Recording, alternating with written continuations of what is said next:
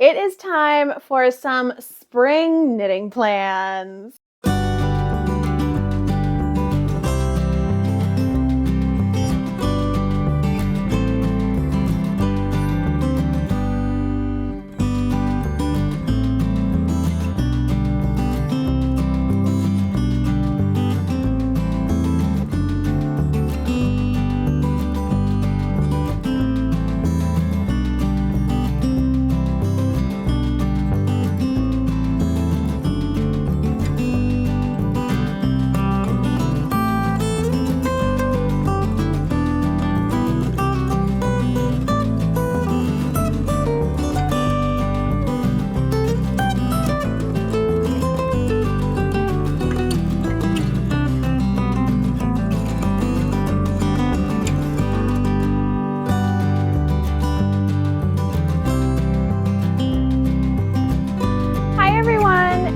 Welcome to the Knitted by Whitney YouTube channel.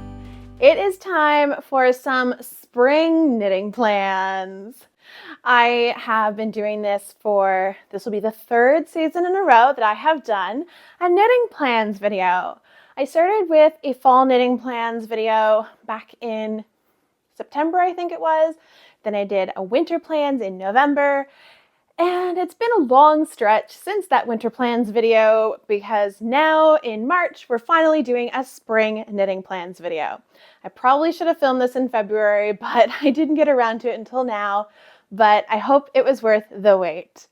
Like I did for my winter plans video, I'm going to go over the progress that I made on the plans that I had for the winter and talk about what I'm going to be making going into the spring, which is actually right around the corner. So it's a little worrying. I wanted to feel extra springy today, so I am wearing my purple Lento sweater. This one was made with some hedgehog fibers kid silk in the color Hush, which is one of my favorite yarn colors out there, held with a bunch of mini skeins that I got in a couple of different advent calendars, all faded into each other. So unfortunately, unless you have these exact same minis, you can't make this same sweater, but you can buy the Hush yarn, which is the kid silk that I used in this pattern. Starting off with the winter plans that I finished. I brought one whip into the winter that I had started in the fall. Technically, I had started it the spring before, but I had been working on it in the fall and I was bringing it into the winter as a whip, and it is now a finished object. This is my completed Arcuate vest, and I absolutely love this pattern with the exception of one thing. I wish I had knitted it a size smaller. I knit size 6, and that is the finished bust measurement is a 57-inch bust, or it's like 57.3 or something, because it is equated by centimeters. The pattern is written out in centimeters. And I don't like having that much positive ease, especially with a cropped vest. I would have preferred to have a more fitted vest. My bust can range between about, I think lately it's been between 51 and 53. And I really don't like having up to 6 inches of positive ease. That's not my preferred style, but it is the recommended ease for the pattern. The pattern recommends 4 to 6 inches of positive ease, so it is within the intended ease of the pattern. I just wish I had gone down a size and made a smaller size. I am intending to do that at some point. I'm not quite sure what yarn I'll use. I do have some really nice burgundy yarn in my stash that I think would make a beautiful cabled cardigan. I would also make a couple of changes because when I was knitting this, I was doing it as a test for Sharissa, and there's some changes that I would make now that I couldn't do at the time that I was testing it because she had gifted me the pattern in exchange for my feedback. I wanted to follow the pattern to the letter. So when I go to knit my next version of this vest, I'm going to make a couple of tweaks. Like I already mentioned, I'm going to go down a size, and the other thing I'm going to do is I'm not going to bother doing the twisted ribbing. Sure, it looks really nice, and you did only need to do your knit through the back loop. You didn't have to purl through the back loop, which is the devil stitch in my opinion. It is so challenging to do. I don't like it. You did not have to do that on this pattern. You only had to do the knit through the back loop because you don't ever see the other side of the ribbing. but I just don't think it was worth the extra work of making a twisted rib. I'd be just as happy with a regular ribbing. And for me, I find that I prefer the look of a regular ribbing. I find the twisted rib tends to look a little see-through. And this might look a little blown out. I'm noticing that the sun is coming right on it. And you're probably seeing all these little dust flecks in the air, as I am currently seeing. The one benefit of switching to daylight savings is that now I can film after work, but the sun is kind of low in the sky, so it's coming right in. At any point, I might be taken over by sun, but I can always get up and adjust my curtains so that I'm not being blasted in the face with sun. But I am recording after work, so that's what's going on here. But I do find that I don't particularly like twisted rib any more than regular rib, and I just prefer doing a regular rib, so I am going to do that next time. I also think I'm going to pick up fewer stitches for the armholes. So the pattern is great in the sense that it gives you a rate of pickup rather than a certain number of stitches that you need to pick up, which is great for people like me who struggle to pick up the exact number that a pattern indicates. And I like that there was a rate given instead, and there was an alternate rate given if the original rate did not work for you. Now, because I was testing this, I went with the original rate. It wasn't until I had worn this vest a couple of times that I realized I probably should have gone with the smaller rate to bring this armhole in just a little bit. I do find, and you might be able to tell here, the armhole kind of folds inwards because it doesn't need to be this big. So I would like a smaller armhole for my next one, especially since I'm going to be going down a size anyway. I feel that that smaller rate of pickup is probably going to be the better option for the armhole for myself. I'll keep the pickup rate for the neck the same. I found that that worked great. I really like how flat the V-neck sits. And I absolutely love this pattern, except for the fact that it is a little too big for my taste. But I highly recommend the pattern. It was a great pattern to follow. There is, if you knit one of the even sizes, there's 2 cable charts to follow, but it is super simple to do it. I give more information about that in my January podcast episode where I talked about this pattern, so I'll link that below if you want to go check that out and hear more about this pattern. One more thing about the Arcute vest, I totally forgot to mention the yarn. This is knit using Sandnes Garn Tove, which is 100% Norwegian wool. So it is a rusticy yarn, but it is still a really nice fabric. I probably wouldn't want this next to skin, especially around my neck where it's kind of sensitive, but it was perfect for a vest. It's very nice and cozy, and I always find myself putting it on when I'm feeling a little chilled and I want an extra layer of warmth. This is the perfect thing to put on. And the second finished project that I have from my winter knitting is my Lento sweater. So this was fairly far on as a whip when I did my winter plans, and I had the goal of finishing this in time for Christmas. I think I finished this one on like the 20th of December. It was about a week before Christmas, so I had plenty of time to finish it and block it. My family has a tradition of all wearing the same color for our Christmas photo, so my whole family was decked out in burgundy this year, and we took a cute Christmas photo. Next year, I think my mom would love to do ugly Christmas sweaters, but I told her I need lots of advance notice because if we're going to do that, I want to be able to knit an ugly Christmas sweater, and that's going to take me some time. But this is what I wore to Christmas this year. It was super, super cozy. The yarn is Handmaiden Whisker, which was very kindly gifted to me by fleece artist Handmaiden. They are a local hand dyer here in Nova Scotia. They are one of my favorite yarn companies, and I absolutely love their yarn. And this is so incredibly soft. It is a blend of mohair, wool, and nylon. So if you don't have a problem with mohair, you'll find this incredibly soft. If you are sensitive to mohair, you might not enjoy it. A suri would be a better option for this really nice floaty fabric. Drops brushed alpaca silk would be an equivalent yarn to the whisker if you are sensitive to mohair and you would prefer an alpaca instead. And if you're unfamiliar with the Lento, it is thin yarn done on a large needle to give you a very open and breezy fabric. It's a little see-through, like I would never wear this without something underneath it, but that's also just because it is light and breezy. It is the same pattern that I'm currently wearing. I just put 2 and 2 together. It's been a long 3 days since daylight savings changed. My brain is not up to snuff like it normally would be. But the difference between the purple version that I'm wearing now and my red version is that I actually knit size 6 for my red version. My purple version is size 5. And looking back, I don't think I would have done size 6. The next time that I make the Lento, I do have at least one more planned in my queue. I will knit size 5 again. I do prefer the fit of the size 5, but I did want this one to be a cozy, oversized sweater, and that is exactly what I got, so it worked out as I planned. But I find that it's just too big. It's not something that I would feel comfortable wearing as like a nice top for work. I have worn it to work. I paired it with a skirt that I have that has red roses on it, and I did really like that, but I had it tucked into the skirt and just kind of blousing over the top because the skirt's quite high-waisted and this is quite a long sweater. And I just felt really bulky because the skirt was a nice like polyester-y silk, and having a bunch of soft floaty fabric scrunched up underneath didn't make me feel super comfortable, even though the colors matched really, really well. So I think next time I would like to do the size 5 because I find the yoke and the body of size 5 fit me really, really well.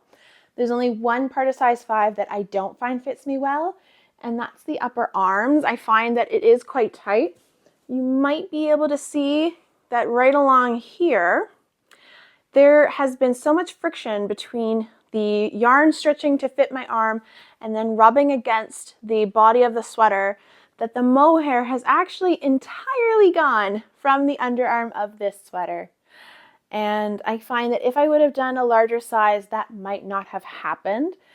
The friction would still happen because my arm is going to rub against my body. There's nothing I can do about that.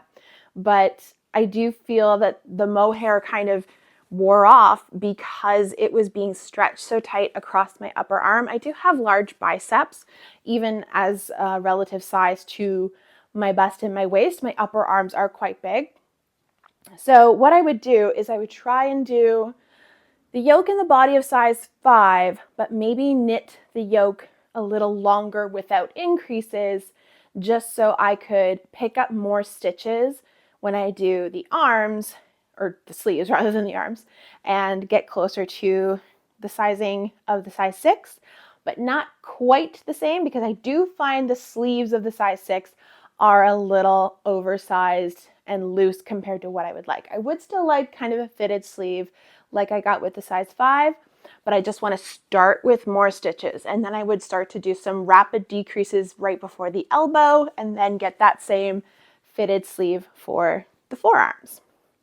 But there is my second finished pattern from the winter. Now I know it's been about 5 months since my winter knitting plans video. Winter is incredibly long, especially here in Canada, and we had a very cold, icy, snowy winter this year.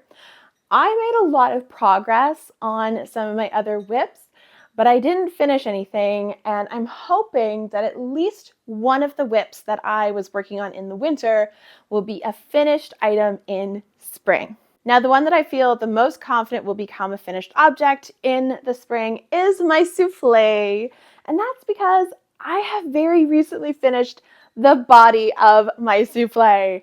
I literally finished this over the weekend, so it has only had a finished body for a couple of days now, and I only have the sleeves and the I-cord neck left to do.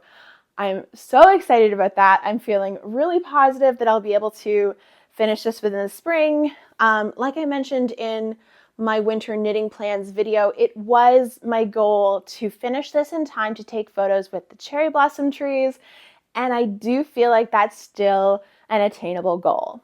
I'm not going to hold myself to it just because I don't want to give myself the pressure. After working on that folded cuff at the bottom, the folded hem, for all of Saturday, I definitely needed a break from this project. So I actually haven't worked on this project since then, even though I know I want to get it done, even though I know I have a bit of a soft deadline. So I am gonna, I am gonna pick this up to knit the sleeves fairly soon. I'm feeling okay about my amount of yarn. I didn't quite finish my first 2 skeins of the Trailhead Yarns Cabot Trail, which is the tencel yarn that I'm holding for the body of this. And I'm in a really good place with the amount of Sugarbush Drizzle mohair that I have. I am still happy that I did the ruffle in a slightly different colored pink. I did that mainly to save a little bit of yardage with my puddle pink, so I did get a mohair. The ruffle is Knit Picks Aloft, and it's in the color Blush. So it's slightly different to the super pale baby pink of the Sugarbush Yarns mohair, but that is a discontinued mohair, and I was no longer able to get any more of it. So just to save myself a bit of yardage so I wouldn't be playing as scary of a game of yarn chicken, I did get another mohair for the ruffle. I didn't feel that I needed to do the underside of the folded hem in that mohair in order to save yardage. I do feel like I'm doing pretty okay with the amount of yarn that I have left over, so I'm not concerned about trying to hold on to mohair. In fact, I think I might have some left over. Each of the skeins of mohair I think is about 250 yards, and I feel pretty positive that I could get an entire sleeve out of a ball and maybe a little bit extra. And I have 2 full balls, a third almost full ball, like literally so close to being a full ball, but not quite. And then I have 2 or 3 little mini skeins left that are partial balls. Hi, Bennett. My cat's here now. He probably won't show up. He's on the floor now, but he is here in case you hear any cat noises. But that's the progress that I've made on my souffle, and I am so, so happy with this. I might have mentioned it in the winter knitting plans video, but I'm planning to do the I-cord edging on the neck using a cordsmith tool, which is designed by Autumn of Size Inclusive Collective. I have an original cordsmith, but she came out with a cordsmith mini last year, I think, early 2024. And I'm not quite sure if I want the larger I-cord made with the cordsmith original, or if I want to make one with a mini, which would give almost like a shoelace kind of size of I-cord. I have ordered an I-cord, a cordsmith mini, but it got delivered to my parents down in Florida who are snowbirding right now, and I have to wait until they come back in order to get that cordsmith and be able to use it. So definitely going to work on the sleeves, but my parents are planning to come home around early to mid-April, and the cherry blossoms don't come out until the end of April, beginning of May. So that should give me time, even if I have the sleeves already done, that'll be enough time in order to just do that I-cord trim. So feeling pretty good about getting this done by my deadline of the cherry blossoms. Another whip that I talked about tackling in my winter knitting plans was the Bibliophile 2 by Alicia Plummer. This might look exactly the same as it did in my winter plans knitting video, but it's an entirely new garment. The one that I showed off was the original version that I knitted that did have some fit issues with the yoke, and I then reached out to Alicia Plummer, who reworked the entire pattern, and I knew I wanted to knit the pattern with the new numbers in order to have the garment that I wanted from the first time around, but also to have a sample to show of what those new numbers look like, especially on a larger body. And I absolutely love this pattern. I feel a little bad. I kind of ignored it for the end of January and then all of February. I've picked it up again just because I'm a little sick of my souffle tee and I want something different to work on. And this one is still fulfilling that need for something that's like this really light pink. I know in my winter plans video I said that I really wanted to have this finished in the winter so that I could take photos in front of the snow because I thought the pastels would look so beautiful in front of the snow. That's not going to happen because, knock on wood, my chair has wooden arms. We might not get any more snow. It's very likely that we could still get snow here in Nova Scotia. We've been known to have blizzards in March and sometimes a rogue snowstorm in April. My aunt has a birthday on the 27th of April, and there have been years where she has had snow on her birthday. So it's not out of the realm of possibility, but it is less and less likely as we get further into April that there will be snow. We're still in the first week of March, so snow can still happen. Maybe I'll be able to take some progress photos of this in front of a really snowy background. I would love it if I don't have that chance because we don't get any more snow, but I don't get to decide that. Mother Nature does. But I'm really liking pulling this back out and making this a whip that I would like to have as a finished object in the spring, because I started this pattern, the original version of it, in spring of last year, and it was a really nice comfort project at the time. It didn't work out, and that's when I contacted Alicia and we had that lovely back and forth, because I was working on this. I had just started this when my mother-in-law got sick, and she has since passed away, and I think it would be really nice to finish this around the time that I started the original one and keep that as a lovely comfort project. And the colors do scream spring, like it's pink, green, and blue, and they're all these beautiful pastel shades. There's one thing that I do want to fix about what I've already done so far, and that's the neckline. I accidentally did the neckline a little too long.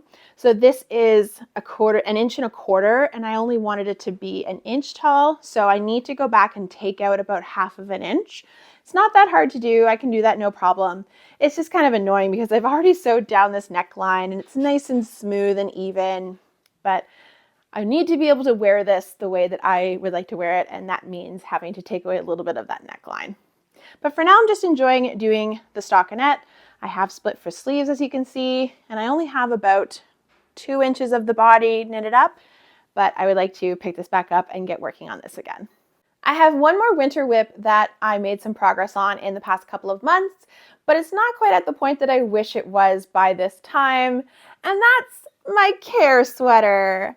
And I absolutely love this pattern. You can see that I now have some color work on it, but I really wish I had finished the color work by this time. I know I said in my winter knitting plans video that I wanted to get the color work done by the new year. I hadn't even started the color work at the new year. I was working on my arcuate vest and my Lento sweater pretty much right up until Christmas, and then after that I just wanted to take a break. I think I worked on like a hat project or something like that. I worked on something really, really mindless, really small.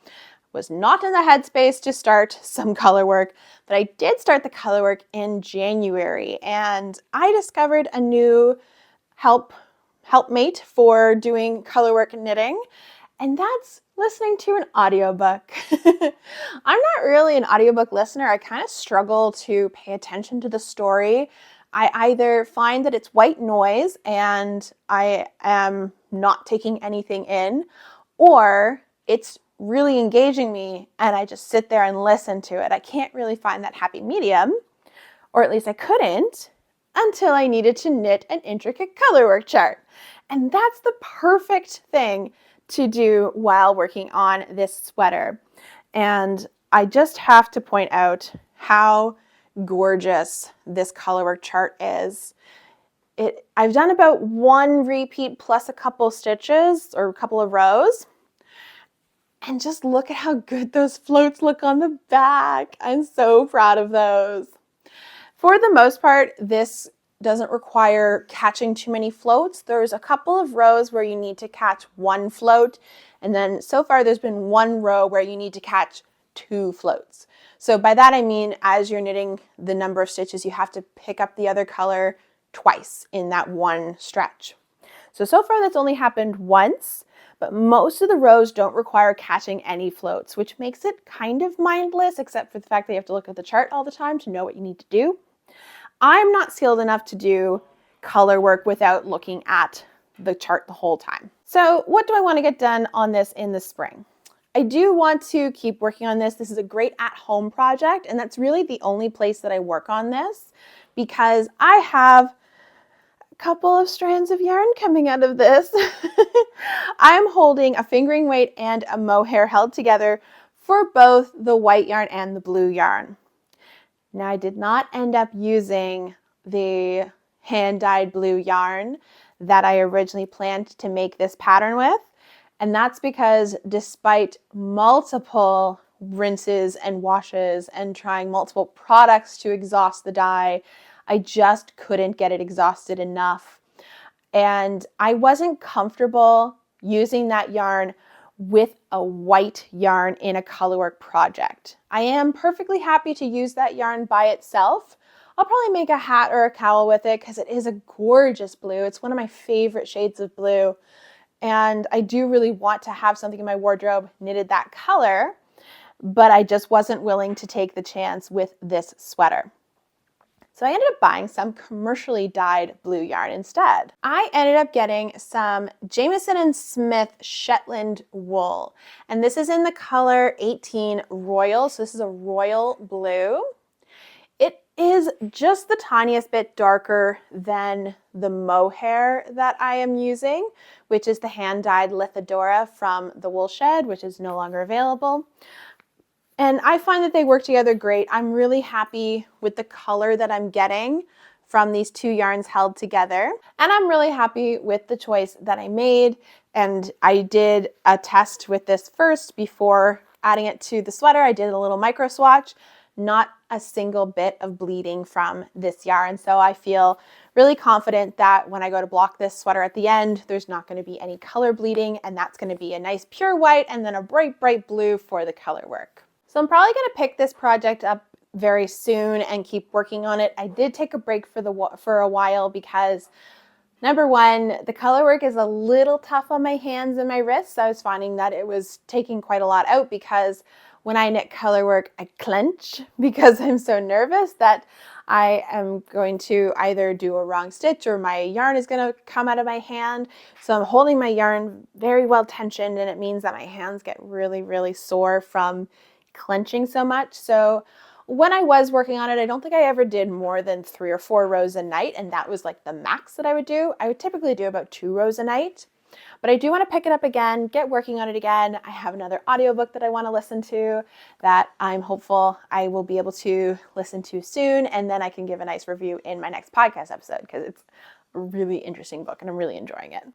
But the other reason why I put that project down and why I didn't make a ton of progress on some of my winter whips is because I started a brand new cast on. In late January, my friend Madison of Florange Apparel reached out to me to ask if I would like to have some of the yarn colors from her yarn collection that was coming out on February 1st. And I said yes, because all of the colors were Shrek themed. And Madison gave me the option to choose whatever of her yarn bases I wanted and whichever of the colors. She ended up doing a color for each of the main characters. So there's a Shrek color, a Fiona color, a Donkey color, a Dragon color, and a Lord Farquaad color. And I ended up choosing Donkey and Dragon to do a striped Tolsta tee. Now, technically, I have smooshed 2 patterns together because I was originally going to do the Lorette, which is a fingering weight top-down circular yoke, then raglan construction sweater that has some micro stripes to it. Of the entire collection, Donkey is my favorite color. It's a gorgeous, like almost purple toned gray, and it's just one of the most beautiful neutrals I've ever seen. I'm so in love with that color. I'm in love with all of the colors.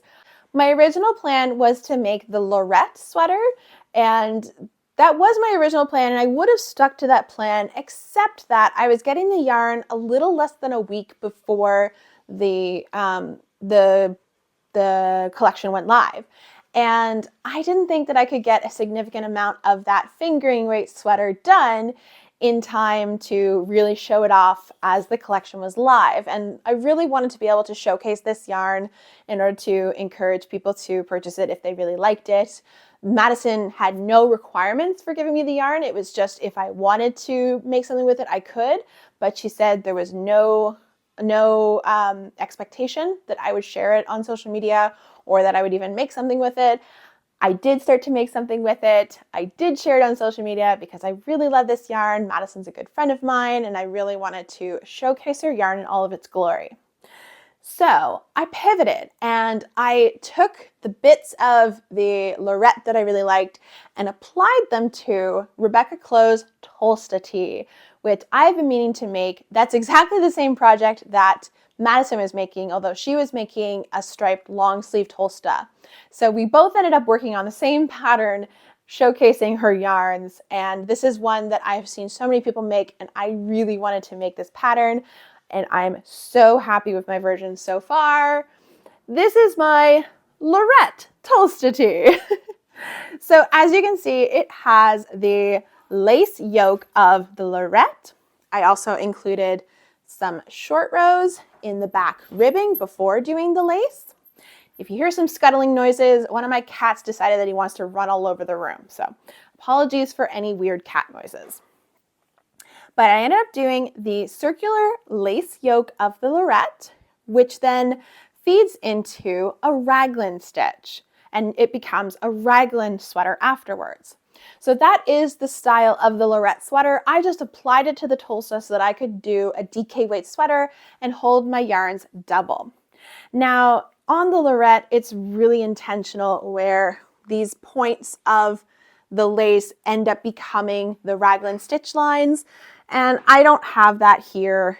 Mine is actually off to the side of the point. So that's a little unfortunate, but it's the price that I paid for taking a different pattern and applying it to the Tolsta. I'm still super, super happy with this. The fit is really, really nice. I did some bust shaping, so you might be able to tell down here, I do have a bit of decreasing for that bust shaping. And I did short little cuffed sleeves. What I ended up doing is I think it was right here, no, right here at this line right here. I was partway through this pink stripe here when I divided for the sleeves. I just knit until it was the right time to do the gray stripe. Then I did one stripe of pink, and then I did my ribbing in pink, just so it looks really intentional. I was doing a striping sequence of 6 rows of pink and 2 rows of gray, and I think it turned out so nicely. I'm really, really happy with this. Now I just have the body left to do, but I got a little tired of working on this constantly in the end of January, beginning of February. Then I put this aside to work on some other projects. You're noticing a theme here, right? I was a monogamous knitter for a long time, and I've totally changed my mindset. Now I'm very much a dopamine knitter. I want to have a couple of different projects on the go at all times so that I can bounce from one to another. That I find gives me the most dopamine, the most enjoyment out of my knitting. And as long as I have a couple of projects on the go that all have different elements to them, I'm engaged and I don't cast on more things. But at the moment, I think I have 6 whips on the go, not all of which I've shown in this video. And I'm kind of getting the itch to swatch for some others. But that's what's going to be part of my spring plans that I'm going to talk about next. So one of the things that I tried to do in the winter was frog it, fix it, finish it February. And I was supposed to do a follow-up video to the one that I first released, which was all about my plans for February. Unfortunately, I didn't film that video, and the reason was because none of the projects that I was working on ended up working out. And I really didn't feel like that was worthy of doing a video, so I just didn't bother. But one of the things that I did in that video was I frogged a project. So of course that one wasn't going to work out. But I had thought in my plans video that I might restart that project during February. And if I didn't, I was going to make it part of my spring plans. So that is my Seaborn tee, which is by my friend Hannah of Herb Garden Knitwear. And this is what my Seaborn tee looks like right now. It's just one big ball. So the reason that I frogged my seaborn tea is that I really wasn't happy with the amount of positive ease that I was getting. And that was on me for the size that I chose in the pattern. I really wish I had gone with a smaller size. It wasn't until after I'd cast it on for that project that I made the Pillars tank by Claire Jackson and learned about bust shaping and how to do bust shaping. And I now know that I want to choose a size based on either my waist size or my upper bust size and do bust shaping for the seaborn tee so that I can get a better fit. Because even if I just did a size that would give me neutral ease for my bust, would still feel a little too big for my waist. So I think what I'm going to do is I'm going to do some calculations. I haven't done them yet, but I am going to do them and then get this casted on soon. But I'm going to cast on for a size that fits better with either my waist or my upper bust. And then I'm going to calculate some vertical bust shaping. So that's going to be kind of like what I did for the Tulsa tee, but flipped. So I'm going to base it off of the bust increases, or the bust shaping rather, for the Tulsa tank, which is a bottom-up tank top, similar to how the seaborn tee is a bottom-up t-shirt. So that's going to take a little bit of work to do. So this is not going to be the first thing that I cast on for my spring knitting plans. But before I hit the summer, I really want to get this started. And I really want to get that beautiful shell stitch border on the bottom done and dusted, because that involves a tubular cast on, which is quite challenging, especially when you need to cast on a couple hundred stitches for your size, if you're plus size like me. And it involves some twisted stitches, twisted ribbing to create that beautiful shell stitch border. But it's so worth it. It's so beautiful. It's my favorite element of the pattern. And I just really want to be able to get this started again and start progressing and get back to knitting those stripes. It was very potato chippy. I think I was doing 10 rows of white, 2 rows of dark blue. I have it saved in my notes, so I know exactly what I did, but I definitely want to get back to doing this pattern again. This is knit using Hobie Cotton King's cone, which is a 500 gram cone, which I'm holding double for the seaborn tee. And I'm finding that on my original sample, when I did my little gauge swatch, I had perfect gauge with the recommended needle size in the pattern. But when I measured my t-shirt that I had knitted up when I was going to frog it, I noticed that I was 1 stitch off gauge. So I'm going to go down 1 needle size, and that I think will be enough to cinch it up a bit. So that will get me back to the gauge of the pattern, and that will help me get the proper sizing when I do the size based on my waist and then with the bust increases. One of the other things that I want to knit in the spring is another hat for my husband, Doyle. He recently got a surprise knitted gift from me because I was working on a pair of socks for myself that ended up fitting him better than me. So he got those socks. I didn't want to talk about them in this video because I literally just finished them yesterday, so I'll talk about them in my next podcast episode. But he wanted a new knitted hat. He has a few favorite YouTubers that he watches, and one of them was wearing an orange hat in one of their videos. And I looked up the hat online, and the hat that you would purchase is not actually orange, it's a mustard yellow, but under the studio lights of their channel, the hat looked orange. So I asked Doyle if he wanted a color that matched the store-bought hat or if he wanted a color to match a screenshot that I took of the video. And he said that he wanted a color to match the screenshot of the video. And fortunately, I got a color that matches perfectly. This is Unicorn Solid by Hobie. It's 75% merino wool, and I think the other 25% is either polyester or nylon. I can't quite remember. But this is color 21, which I can't quite remember the name. I think it was Caramel or something like that. But it's just a basic sock yarn. The only reason that I haven't started that hat yet is because when I went to wind up this yarn, there were some defects along the skein, which I'm going to open it up and show you because I'd never encountered this in a yarn before, and I was actually really frustrated by it. But throughout the yarn, there are at least 5 or 6 of these, there's a couple here actually, these clumps of yarn. And that was so irritating. And I knew that I didn't want to spend ages trying to pick all of those out. Here's another one here, because I tried to pick one apart and it was just so challenging to get just that tuft of yarn without breaking the strand, because it's not over the entire twisted strand, it's over one of the plies in that strand. And that was just super challenging to try and get rid of. So I contacted Hobie right away and I sent them pictures and the lot number, and I said, I think this is a defect. Like, I've never ordered this particular yarn before, but I don't think that that's supposed to happen with this yarn. And Hobie has excellent customer service. They were so kind. They immediately sent me a new skein, which is on its way to me. It has not arrived yet, but it is on its way.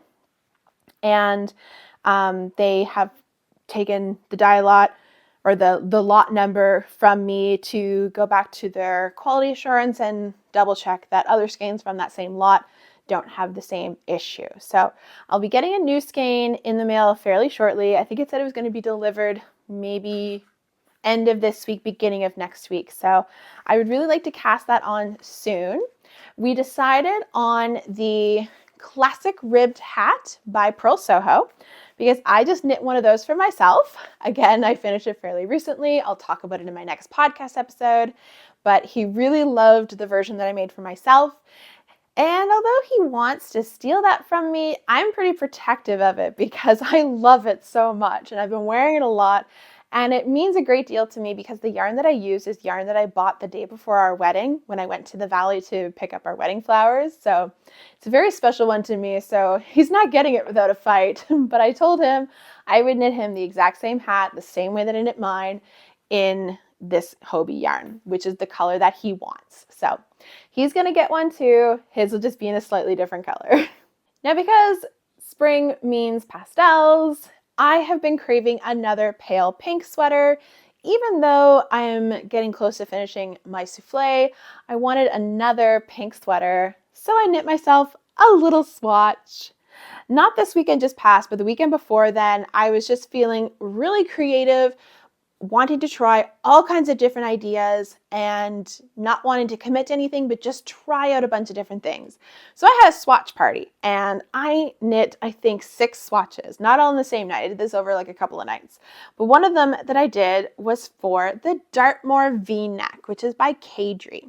I have knit the original Dartmoor sweater, the round neck. That was one that I made not this December past, the December before that. And I made mine in like this fox brownish orange color, and I absolutely love it, except I don't really love the loose cuffs. Mostly I don't like it because they get caught on everything, which is very irritating. But I would love another version of that, particularly a V-necked version that is made out of a drapier yarn. So this yarn I actually frogged from a project that I tried to make last winter. I tried to make one of the 2 of Wands patterns. This was at the time where I was really struggling with my mental health, and that was bleeding over into my knitting. But I tried to make a garter stitch sweater, and I ran into problems with the calculations of the length and everything because it was a bottom up one, and I really didn't like it, so I frogged it. And I've been saving the yarn to do something else because I realized I don't actually want it in garter, I want it in stockinette. But this yarn is Loops and Threads Flex, which I think you can still get this color. It's available at Michael's. Now, Loops and Threads is the Michael's in-house brand, and it's one of those weird ones that every season they'll come up with a couple of new yarns. You can only get them that season, and then you can never find them again. Flex has stuck around, but not all the colors have. I originally knit the Radiate sweater by Joji Locatelli, and I used a blue color of Flex. That particular blue I don't think is still available, but there's a similar blue that's available now. But this pale pink I'm pretty sure is still available. This one, the color is light pink. And there's little flecks that are also light pink, white, a light purpley blue, and it's just a really nice acrylic yarn, and it's got some fabulous drape to it, especially knit on the large needle gauge of the Dartmoor. So the Dartmoor is meant to be a bulky weight sweater, and I think you use size 5.5mm needles. I'm pretty sure that's what I used for my swatch. But I really love the drapiness. It is a little see-through and gapey, but I'm envisioning this sweater as like a beachy sweater, one that you just toss over on a summer day when you've been out in the sun and you just need an extra layer to keep you cozy when the sun starts to go down. So I would love to get this one started in the spring, but this one I'm promising myself that I will not start until I finish my souffle tee, because there is a part of me that is so eager to cast this on that I want to toss that one aside and work on this in time to wear for the cherry blossoms. And the logical part of my brain is saying, no, a sweater that only requires 2 sleeves to finish is going to be knit up so much faster than a sweater that you start from scratch. So don't give yourself the added pressure of knitting an entire sweater in a month and a month and a half. Work on the sweater that you only need to add sleeves to. So I'm trying to be really on target and work on my souffle and not start this until the souffle is done. But it's a battle every day. I have one last spring knitting plan to share with you. And it might not be something that I cast on in spring. I might not cast it on until the summer, but I definitely want to swatch for it in the spring.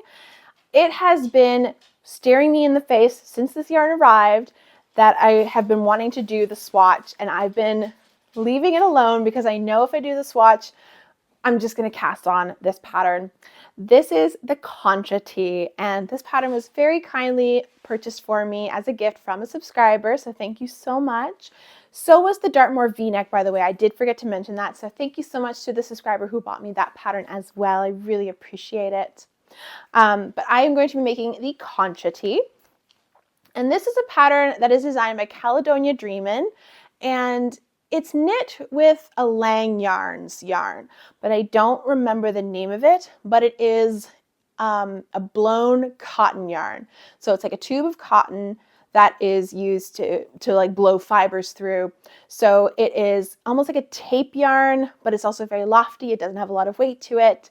And even using Yarn Sub, I struggled to find a similar yarn that was available to me where I live that could also work for that pattern, until I was browsing Hobbii one day and I noticed their Pearly Haze. This is a yarn that they've had for quite a while, but I've actually never looked at it on their website before. And when I looked at it, I noticed that it was also an Aran weight blown yarn. However, this one is 73% viscose, 27% wool. So the tubing is knit out of viscose, and then wool fibers are blown into the tube. So it makes it a really nice, airy, blown style yarn, and it has such a great sheen to it because of the viscose. And because it's combining wool and viscose, I feel really good about the structure that I'll get from this yarn, because viscose grows a lot, drapes a lot. Because it's bamboo, it's definitely got not very much memory to it. I really feel that the wool percentage is going to help it keep its memory, keep its stitch definition, and keep it from, just becoming a loosey-goosey top. Because the Caledonia because the Concha top does need a little bit of structure. So I'm definitely excited to try out this yarn. I do want to swatch with it, and I want to see how it works up in a swatch. But I really feel this is going to be perfect for that tank top. I did want their pale pink color the most. However, that one was sold out. I think that one was called Berry. This one is Aster, which is, I think, color 69. But I really love this pale purple as well. It's a really great color for me. It's another really great spring pastel shade, and I'm really excited to get swatching on this and hopefully get working on this. If I don't start it in the spring, I will definitely be starting it in the summer. So thank you all for joining me for my spring knitting plans. This did take a little longer than I expected, and the sun has completely disappeared now, so I might have to play around with the lighting when I'm editing this video, but hopefully it looks just as good at the end as it did at the beginning. If you're new here, thank you so much for joining me. I really appreciate it. And if you're a returning viewer, thank you so much for coming back. It really means a lot to me. While you're here, it would help my channel if you could like this video, subscribe to my channel, and leave me a comment below. Let me know what you think about my spring knitting plans. If you have any patterns that you're excited to work on in the springtime, let's have a great conversation in the comments. As always, if you would like to support my channel, I do include a link to my Ravelry wish list in the description box below. If you would like, you could buy me a pattern as a tip, but there's no pressure to do so, only if you would like to. Thank you so much for joining me. Hope you all take care and happy spring knitting!